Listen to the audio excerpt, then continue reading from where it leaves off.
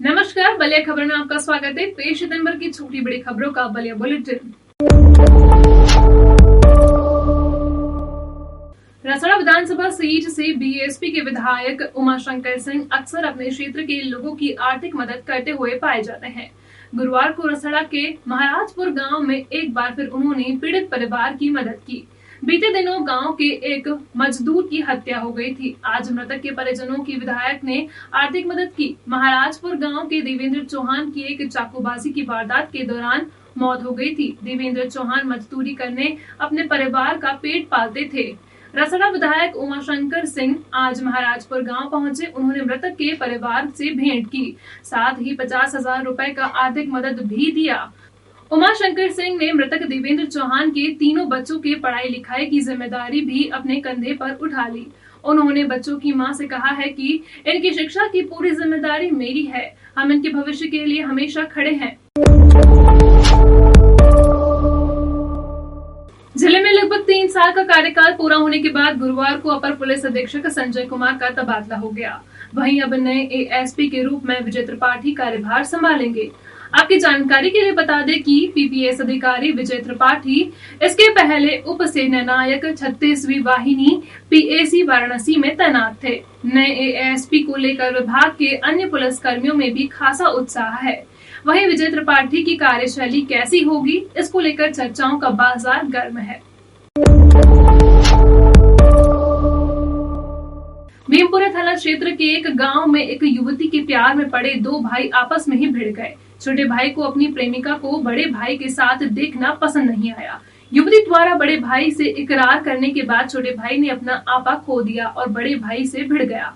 परिजनों ने दोनों के बीच झगड़ा छुड़ाकर घायल छोटे भाई का इलाज कराया। वहीं बुधवार की सुबह युवक गांव के पोखरे पर गया और अपनी गर्दन को चाकू से काट लिया। उसे गर्दन काटते हुए देख किसी ने इसकी सूचना उसके परिजनों को दी। परिजन आनंद फानन में उसे भीमपुरा स्थित एक निजी अस्पताल में ले गए, जहां से उसे जिला अस्पताल रेफर कर दिया गया। जिला अस्पताल में उसका इलाज चल रहा है। नगरा में मरीजों के इलाज के लिए सामुदायिक स्वास्थ्य केंद्र सीएचसी की स्थापना की गई थी, लेकिन आलम यह है कि नगरा सीएचसी खुद ही इलाज खोज रहा है। इस सामुदायिक अस्पताल में दुर्व्यवस्था इस कदर समा चुकी है कि मरीज यहाँ आने जाने में भी भय खा रहे हैं। बिजली से लेकर अस्पताल में लगे बेड तक की हालत खराब है। दैनिक जागरण की एक रिपोर्ट के मुताबिक नगरा सीएचसी में कुल 30 बेड हैं, लेकिन इनमें से महज 1 दर्जन बेड ही ठीक हालत में है। शेष सभी बेड टूटे हुए पड़े हैं। रिपोर्ट बताती है कि अस्पताल में लगे पंखे तक सुरक्षित नहीं है। वार्ड में लगे पंखे गायब हो चुके हैं और किसी दूसरे के घरों में को हवा देने का काम कर रहे हैं।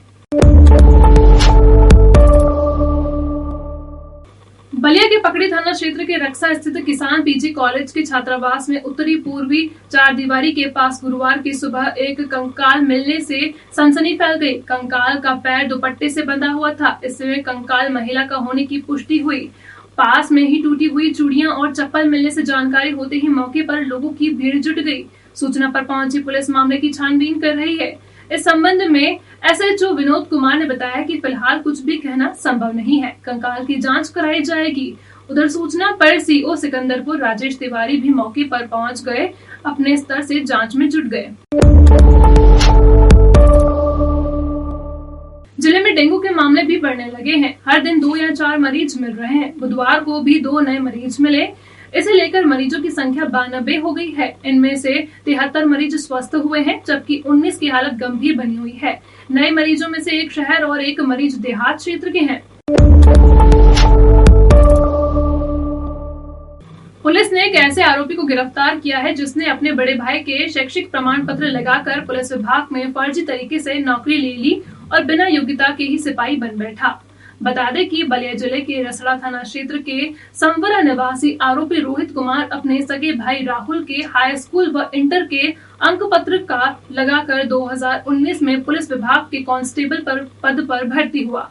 उसने फर्जीवाड़े से नौकरी पा ली और प्रशिक्षण के बाद उसकी पहली पोस्टिंग बस्ती जिले के हरैया थाना में हुई थी। आरोपी की पोल उस वक्त खुल गई जब सिपाही छुट्टी लेकर 31 मार्च 2021 को बलिया के रसड़ा स्थित अपने गांव गया था। वहां विपक्षियों ने मारपीट की, जिसमें आरोपी सिपाही ने गोली चला दी। बलिया के ही रसड़ा थाना के मुकदमा दर्ज हुआ और पुलिस ने सिपाही को गिरफ्तार कर जेल भेज दिया था। बलिया को पूर्वांचल एक्सप्रेसवे से जोड़ने के लिए लिंक एक्सप्रेसवे बनाया जा रहा है। इस एक्सप्रेसवे के निर्माण कार्य की जिम्मेदारी उत्तर प्रदेश एक्सप्रेसवेज डेवलपमेंट यूपीडा को सौंपी गई थी, लेकिन अब परियोजना भारतीय राष्ट्रीय राजमार्ग प्राधिकरण यानी NHAI को दे दी गई है। यूपीडा ने लिंक एक्सप्रेसवे के लिए ब्लूप्रिंट तैयार किया था, जिसमें बड़ी गड़बड़ी सामने आई थी, जिसके बाद शासन ने यह फैसला लिया है कि खबरों के मुताबिक 2 दिन पहले यूपीडा और NHAI के बीच एक संयुक्त बैठक हुई थी। बैठक के दौरान इन प्रोजेक्ट्स को NHAI को सौंपने पर सहमति बन गई थी। NHAI अब लिंक एक्सप्रेसवे के निर्माण का कार्य आगे बढ़ाएगी। अभी तक इस एक्सप्रेसवे का ब्लूप्रिंट ही तैयार हो सका है, जिसमें बलिया जिले के ब्लूप्रिंट में गलती पाई गई थी।